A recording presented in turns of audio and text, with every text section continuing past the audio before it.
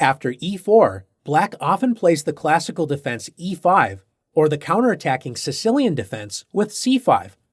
Both moves put pressure on the d4 square, but black doesn't always play to prevent d4. Another popular way of opening against e4 is by allowing white to get 2 pawns in the center and then counterattacking white's center. After e6, the opening is known as the French defense. White grabs more space with d4, and black strikes in the center with d5. One common way for white to continue is by playing e5, known as the advanced variation. White advances the pawn and grabs space. Black will fight against white's center with c5, and after c3, white creates a strong pawn chain from b2 to e5. This is a typical position in the French defense. White gains more space in the center and tries to hold on to the space advantage, and black tries to attack and destroy white's center. Defending the e4 pawn and developing a knight is more popular than the advanced variation. The most popular opening is after knight c3, protecting e4 and putting pressure on the d5 square. This allows black to play the sharp bishop to b4, pinning white's knight and threatening to capture the pawn on e4. White's most common reply is e5, gaining space in black's territory.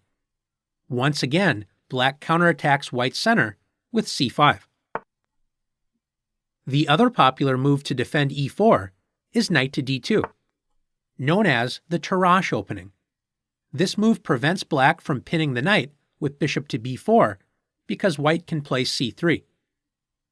Notice this move does block the bishop on c1 and queen on d1. So development in this opening can be a bit slower than knight to c3. Black continues by attacking white's center, often with the typical French defense counterattack move, c5. Notice one drawback in the French defense is after the move e6, black's bishop on c8 is blocked. We'll now take a look at a similar opening that develops the light-squared bishop before playing e6. After the move c6, this is known as the Caro Kann opening. It is a solid option to prepare an attack on e4, so it is similar to the French defense. After d4, d5, a popular choice for white is e5. This is very similar to the French defense. The main difference is that black will develop the light-squared bishop before playing e6.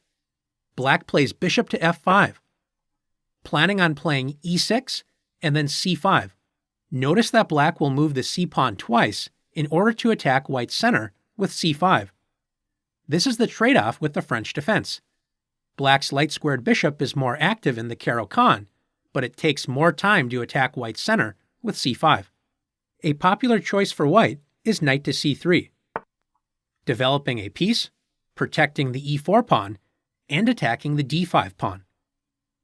After d takes e4, knight takes e4, white enjoys more space by having a pawn directly in the center.